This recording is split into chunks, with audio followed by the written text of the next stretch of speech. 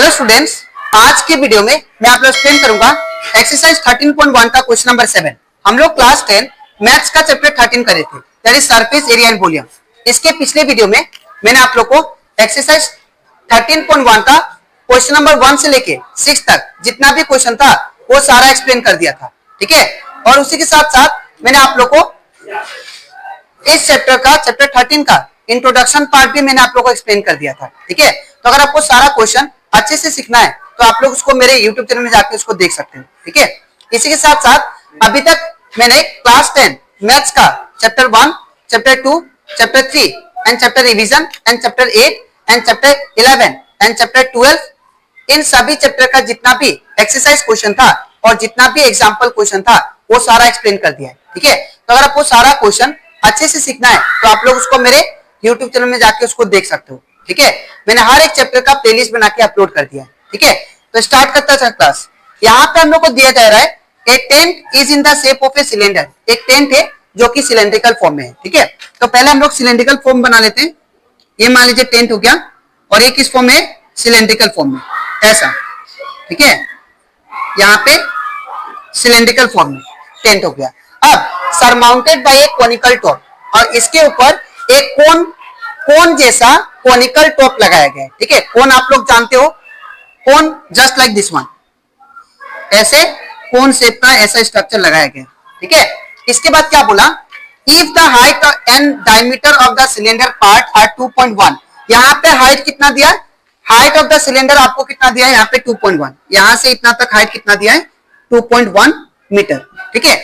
इसके बाद यहाँ पे 4 मीटर क्या दिया है, ये आपका दिया है दैट इज डायमीटर, ठीक है। तो डायमीटर आपको कितना दिया, दैट इज 4 मीटर। यहाँ पे आप लोग को जो डायमीटर दिया है कितना दिया है, 4 मीटर। इसके बाद फिर क्या बोला, यहाँ पे and the slant height of the top is 2.8। जो स्लेंट हाइट दिया है ये कोन का, ये जो स्लेंट हाइट है इसको बोलते हैं हम लोग स्लेंट हाइट, और स्लेंट हाइट को हम लोग एल से डिनोट करते हैं, ठीक है। तो एल इक्वल टू कितना दिया आपको, दैट इज यहाँ पे 2.8 मीटर, 2.8 मीटर, ठीक है। इसके बाद फिर क्या बोला, find the area of the canvas. हम लोग को यहाँ पे टेंट बनाने के लिए ये टेंट कितना एरिया में बनेगा वो आपको निकालना है, ठीक है। Area of A canvas used for making the tent, कितना एरिया ऑफ कैनवस चाहिए ताकि टेंट बन जाए वो आपको निकालना है। तो हम लोग क्या करेंगे, सबसे पहले एरिया निकालेंगे, ठीक है। फिर उसी के साथ साथ क्या बोला, find the cost of the canvas of the tent at the rate of ₹500 पर मीटर स्क्वायर। बोल रहा है कि अगर 1 मीटर स्क्वायर का दाम 500 रुपीज है तो ये टेंट बनाने के लिए कितना एरिया ऑफ कैनवस चाहिए और कितना दैट इज रुपीज चाहिए वो आपको निकालना है, ठीक है, कॉस्ट निकालना है। तो सबसे पहले हम लोग एरिया निकालेंगे, उसके बाद कॉस्ट निकालेंगे, ठीक है। तो यहाँ पे सबसे पहले सॉल्यूशन, सबसे पहले मैं क्या लिखूंगा, गिवन क्या दिया हम लोग को, हाइट ऑफ सिलेंडर, ठीक है, height of cylinder that is H, ये कितना दिया आपको, 2.1 मीटर, ठीक है।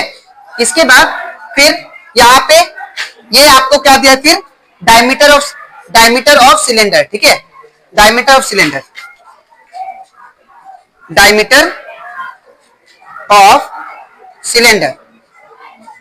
तो डायमीटर ऑफ सिलेंडर को हम लोग डी से डिनोट करते हैं और इसका वैल्यू कितना दिया डायमीटर का, दैट इज 4 मीटर, ठीक है। तो यहाँ पे क्या होगा, दैट इज 4 मीटर। अब मैं क्या करता हूं, यहाँ पे रेडियस फाइंड करता हूं, ठीक है। तो देयरफॉर रेडियस क्या होगा, radius of cylinder that is r equal to कितना होगा, हम लोग जानते हैं डायमीटर को अगर हाफ कर देते हैं तो हम लोग का क्या आ जाता है, रेडियस, ठीक है। तो यहाँ पे क्या करेंगे हम लोग, डायमीटर को मैंने हाफ कर दिया तो कितना आएगा, that is 4/2, that is 2 metre, ठीक है। इसके बाद यहाँ पे फिर रेडियस फाइंड करने के बाद में फिर आपको क्या दिया, स्लेंट हाइट, ठीक है। तो यहाँ पे स्लेंट हाइट लिख लेते हैं, देयरफॉर स्लेंट हाइट कितना दिया है,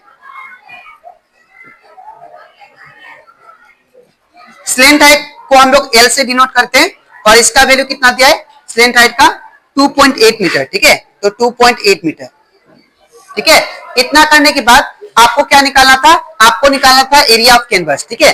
तो एरिया ऑफ कैनवस कितना आएगा, देखिए, area of canvas used for making tent, used for making tent, ये कैसा आएगा? हम लोग क्या करेंगे, मैं क्या करूंगा, ये कर्व सरफेस एरिया ऑफ कोन को प्लस कर दूंगा किसके साथ, curve surface area of cylinder के साथ, तो हमारा क्या आ जाएगा, एरिया ऑफ कैनवस आ जाएगा। ठीक है, तो यहां पे मैं क्या करूंगा, area of cone, sorry area नहीं, curve surface, curve surface area of cone plus curve surface area of cylinder. ठीक है, इन दोनों को प्लस कर देने से हमारा क्या आ जाएगा, area of canvas used for making tent, area of canvas का आ जाएगा। ठीक है, तो हम लोग क्या करेंगे यहाँ पे, अब हम लोग जानते हैं कर्व सरफेस एरिया ऑफ ए कोन का फॉर्मूला क्या होता है, पाई आर एल। ठीक है, तो यहाँ पे क्या होगा, पाई आर एल प्लस फिर curve surface area of cylinder का फॉर्मूला क्या होता है, 2 पाई आर एच। ठीक है, तो यहाँ पे क्या होगा, 2 पाई आर एच। ठीक है, इसके बाद यहाँ पे अगर आप लोग ध्यान से देखो, सबका वैल्यू पुट करते हैं सबसे पहले। ठीक है, तो यहाँ पे अगर वैल्यू पुट करूंगा तो पाई का वैल्यू कितना होता है, 22/7। ठीक है, इनटू फिर आर का वैल्यू, रेडियस कितना दिया हम लोग को, 2, तो यहाँ पे 2 इनटू लेंथ एल क्या है, दैट इज एल मतलब स्लेंट हाइट कितना दिया, देखिए आप लोग ध्यान से, स्लेंट हाइट हम लोग को दिया, दैट इज यहाँ पे स्लेंट हाइट 2.8, तो यहाँ पे क्या होगा 2.8। ठीक है, प्लस का प्लस, इसके बाद 2 का 2 इनटू पाई का वैल्यू कितना, 22/7 इनटू फिर आर का वैल्यू कितना, रेडियस हमारा 2 इनटू एच का वैल्यू, हाइट का वैल्यू कितना, दैट इज 2.1।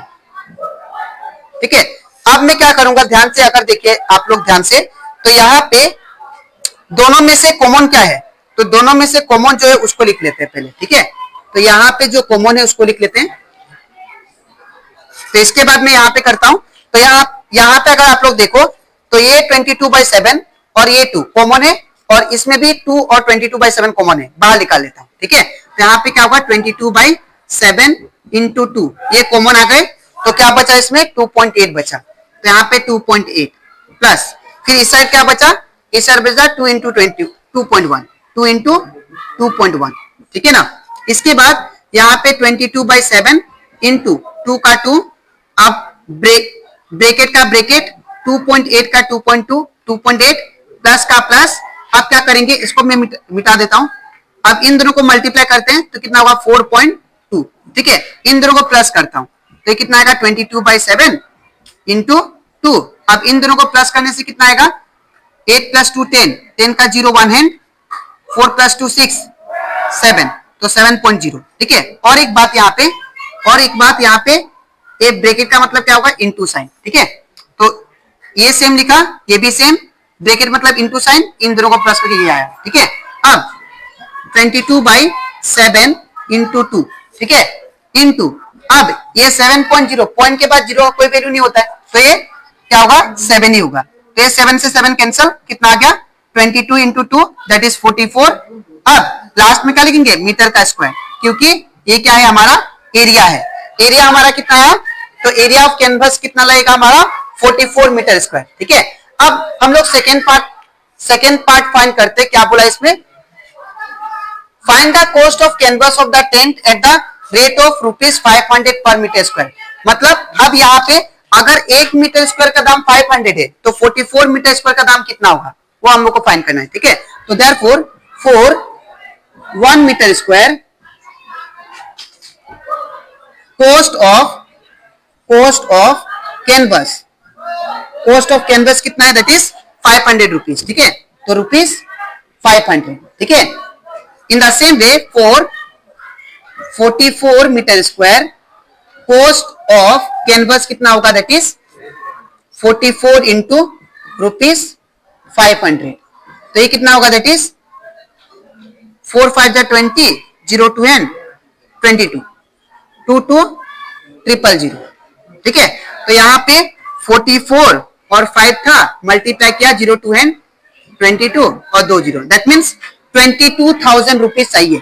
ठीक है, तो इसका मतलब ये है कि जो कॉस्ट ऑफ कैनवस चाहिए हम लोग को, यहाँ पे कॉस्ट ऑफ कैनवस कितना होगा 22,000 रुपीज। ठीक है, और जो एरिया है वो कितना है 44 मीटर स्क्वायर। ठीक है, तो यहाँ पे लिखेंगे therefore area of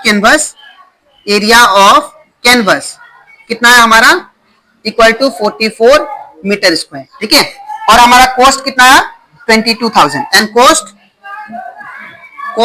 of canvas कितना है दैट इज 22,000 रुपीज। ठीक है, तो ये कंप्लीट हो जाता हमारा एक्सरसाइज 13.1 का क्वेश्चन नंबर 7। तो आई होप आपको ये क्वेश्चन अच्छे से क्लियर हो गया होगा। ठीक है, तो आपको लिखना कैसे मैं बता देता हूं। सबसे पहले ये पार्ट और इसके नीचे आपको ये लिखना है। ठीक है, और ये साइड में डायग्राम।